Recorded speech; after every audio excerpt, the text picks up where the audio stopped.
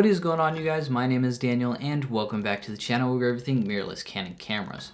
In this video we're going to be going over a setup with the Canon RP, which would be my main driver if I was not keeping up with the Joneses for this YouTube channel with the Canon R6 and much more expensive gear.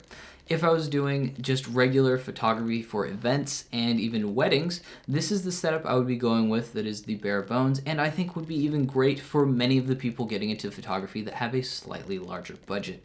This will also work for pretty much anyone who wants to take awesome all-around photos and have that wonderful prime lens look, because we're going to be running it off prime lenses rather than a telephoto zoom lens. And so let's dive into it. This is our main driver, which is the Canon RP right there. If it would focus, there we go. And we're going to be using this, for our main camera. I've been keeping it on loan from the wonderful people over there at Canon Finland for a little bit, along with the 50mm that is on there and a whole bunch of other high-end gear. So once again, thank you, Canon Finland. We're going to be getting into the entire setup that I'm going to be using for the Canon RP that I would buy myself. Once again, everything is linked down in the description below if you want to go check this out on Amazon for yourself. So let's go over here and check out what we have. We have the Canon RP here that is coming in at exactly $1,000. And then this will also come with that control ring EF adapter, which is going to be great if you're coming from anything else. Right now, EF lenses are probably at their highest price they'll ever be until they leave production, simply because right now a bunch of people are upgrading into the R6 and R5, and more amateur photographers are picking up lenses, and having this adapter means that they need more. The demand for EF glass has gone up, meaning the price has gone up for those for the time being. But by buying the RP and only getting RF lenses, we're locking ourselves into a much better and higher quality and, future-proofing our camera that we were purchasing. So we pick up the RP, and it has a wonderful dynamic range for what it is. Not as good as the Canon R6 or the R, but a fantastic range from what I've been able to work with it thus far.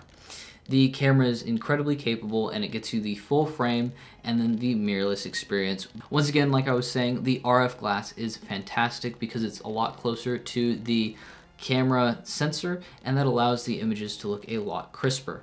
So the next thing on the RP that you'll notice is that it takes really wacky, funky small batteries that go into the M50.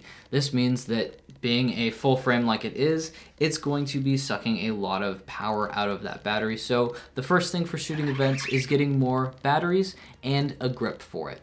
So right here I have selected a third party grip, and this one would be the one that I would purchase, and then next I would go into it and buy 2 more of these. I think that 3 for a total event would probably be sufficient. If not 1 more, maybe 4. They seem to do an alright job, especially when paired together, but when you're doing an event, you never want to run out of the battery power because that's just not a good day. Up next is the SD cards. There's unfortunately only one SD card slot for the Canon RP, so if you don't think that you're going to have any huge demand for your photography, as in throughout one day you're going to have a huge event shooting a wedding, you're going to be able to get away with only having 1 SD card, but 2 is always a good way to go, just so that you always have a second one. And I always recommend the Sony Tough because it's the only SD card that hasn't let me down yet. Other people have found that they've had no problems whatsoever with the SanDisks and other SD cards, but thus far in my experience, I have had some problems, not very many, but a few, and I always recommend the Sony Tough. Not only is it a tough card, but it actually feels like you'd want it to be. I always pick up the SanDisks and feel a little bit on the wow, this is super flimsy side. So whether you want the high end or the low end, you won't go wrong, but the Sony Tough is what I recommend, and I would be picking up for myself, and I own and use right now. Next, we're getting into the lenses, and like I said, the RF glass is absolutely fantastic because it gets in there a lot closer. Now, the 85 is not weather sealed, unfortunately, and this is the equivalent of what I'm running around with my gear right now, which is the EF 100mm 2.8, and it gives fantastic bokeh, and it has all the macro, micro, and all that wonderful stuff, and the IS that you can have in there as well, and it's just a fantastic lens. And I've been running around with that lens and the 35 for events lately, and it has worked perfect.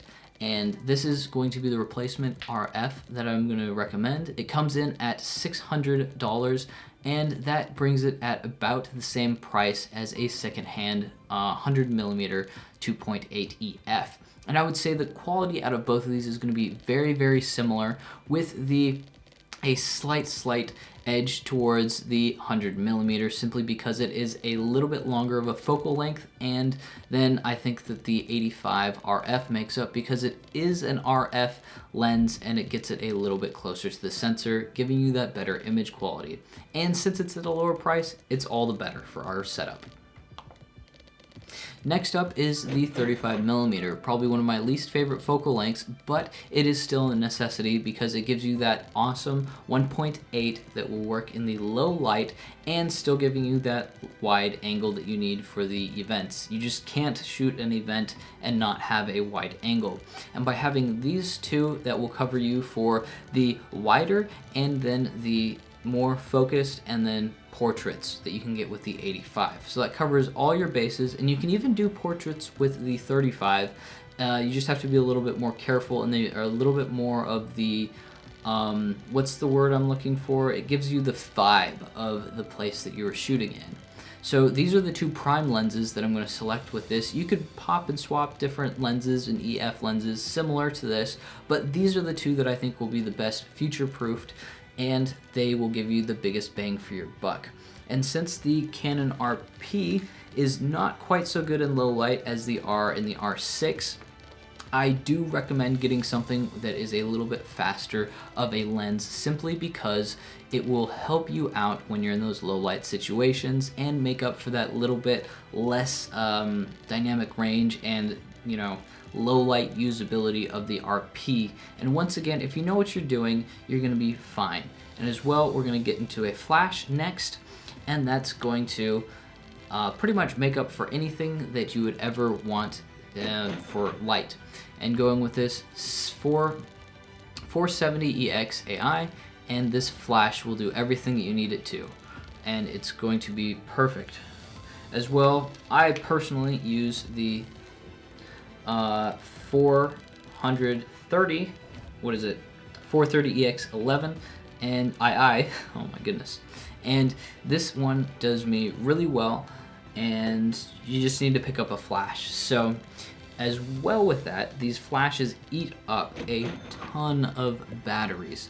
And this battery pack, I recommend getting the rechargeables, and I recommend getting at least 8 of them, if not 12, because these flashes, especially if you use them on the higher ranges, will eat up a ton of the batteries very, very quickly. And then you're going to need to have something to put your gear into. And when you need to put that gear into is going to be a backpack to take it back and forth.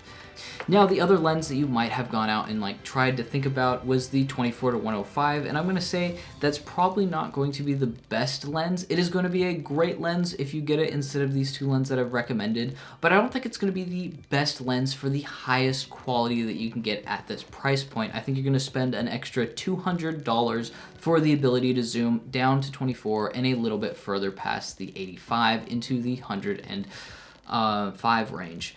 And then you're going to be sacrificing that by, you know, the f4 part of it, which isn't going to give you that wonderful low light or the wonderful bokeh that you're going to want for some of your wedding photography or the event photography when you have a single portrait, or your portraits, and even in low light when you don't have the ability to use your flash because let's say you're outside and there's nothing to flash off of. Now, don't get me wrong, I loved my 24-105 while I had it, but I do think that these two lenses are a much better setup for what you're going to want for doing high quality photos that are going to look super professional and are going to blow people away. So this is the cheapest way and the exact way that I would go back and do it if I had to start from scratch, knowing now. So my name is Daniel, and don't forget to like and subscribe this video down below so you don't miss out on any future content going over all your mirrorless Canon camera needs, mostly full frame RP through the R6. Thank you so much for watching. My name is Daniel. Take care.